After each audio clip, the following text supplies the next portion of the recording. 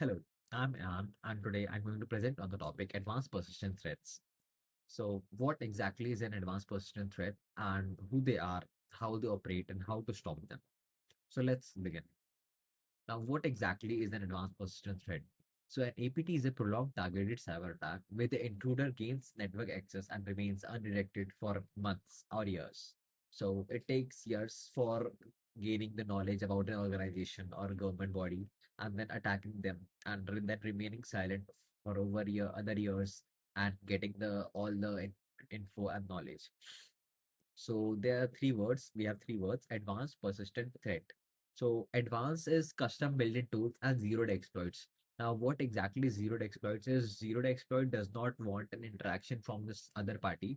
So if I am the attacker, I only need to execute the exploit, and your system will get like compromised. You do not need to gain any do any action like in other forms of hacking we have, like in phishing and spear phishing. We have this that the organization people need to click on the link, but in this one we do not need any such thing. So second word is persistent, that is operate quietly to achieve long term objective. Third is threat, nation state actors or highly organized criminal groups.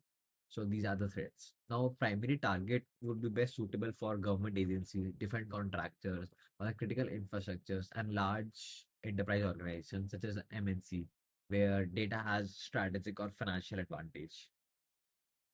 So these are the APT kill chain life cycle. There are 7 steps in this. First is reconnaissance.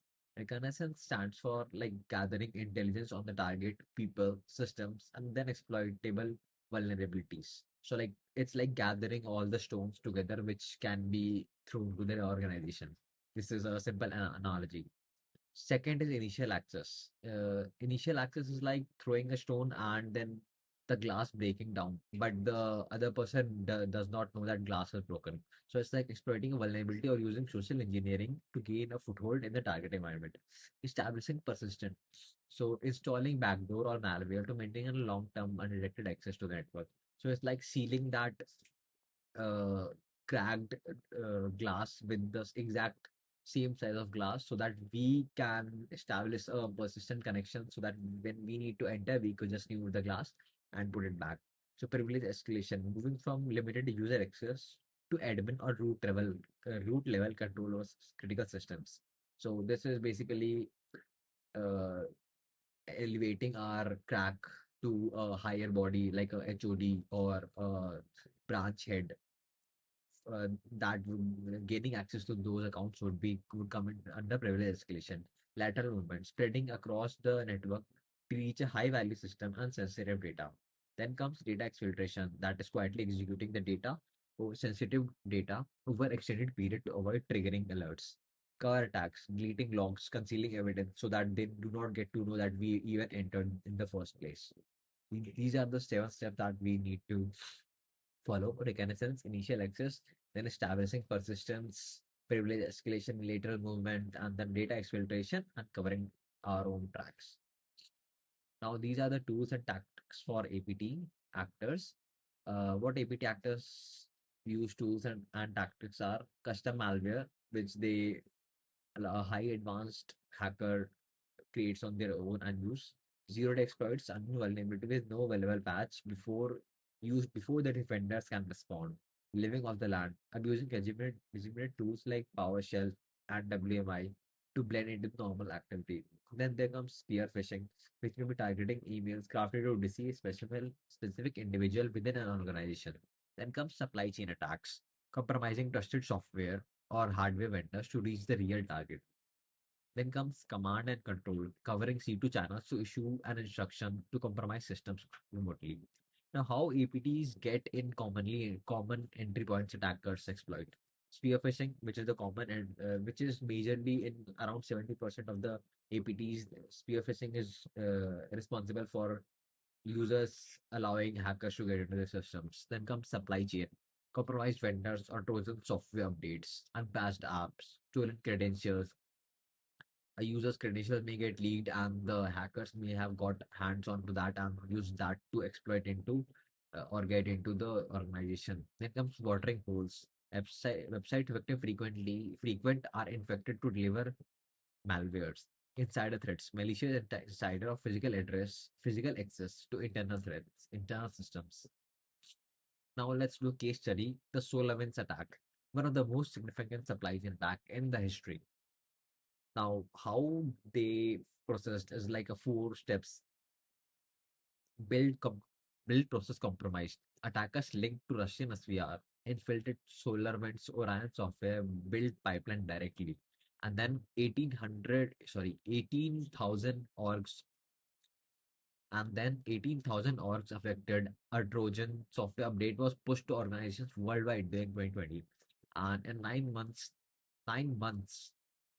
this attack was undetected. The Sunburst backdoor operated silently for up to 9 months before discovery, and the SolarWinds guys could not even figure it out. So next is the key lesson: trusted software can be weaponized. This exposed the fragility of global software supply chains. Now, indicators of compromise. There are basically three indicators of compromise, that is also known as IOCs. So, what is network based? Unusual outbound traffic of to unknown IPs, DNS queries to suspicious or new domains, large data transfer at unusual times.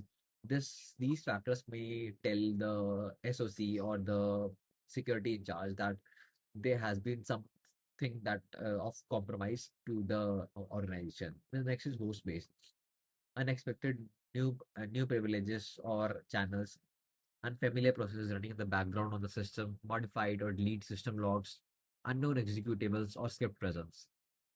Then comes behavioral. That is, if I have an account in the organization, the logins come from unusual geolocations or odd hours where I am meant to be offline and still someone is accessing my account. So that comes under behavior IOC. Fail authentication attempt followed by success. So this, these are all the factors or indicators of compromise. How can an organization get to know that they have been compromised? Now we talked about attacking, we talked about how to detect. Now let's also talk about how we can defend our organization against that. So one is zero trust, verify every user device and never assume trust inside the network.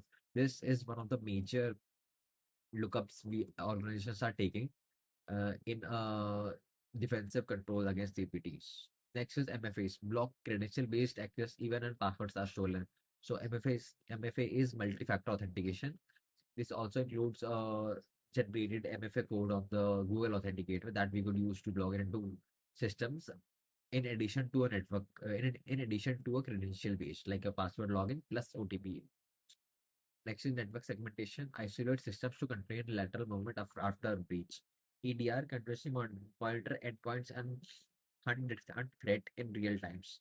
SIEM, centralized log analysis, surface alerts across all the systems. Patch management, shrink the exploitable attack surface with timely and consistent upgrades. The future of ABT threats. Now, as AI is infiltrating our lives and affecting our each and every decisions, it's important that we take AI into consideration here. So AI powered attack, generative AI reshaping attack methods. So generative AI is reshaping attack methods and attacks have become more convincing, spear phishing at scale.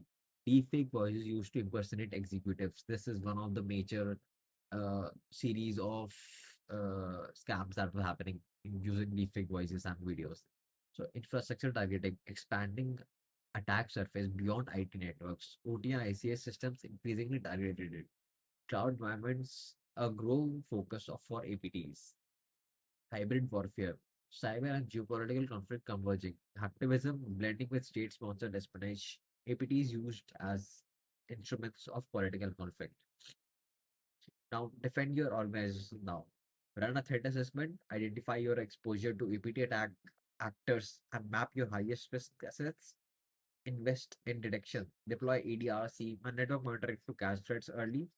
Build security awareness, train your people. Human remain the most targeted attack vector. APT is not a future risk. They're active now. The time to act is today. Thank you. This is Ayan Gupta signing off.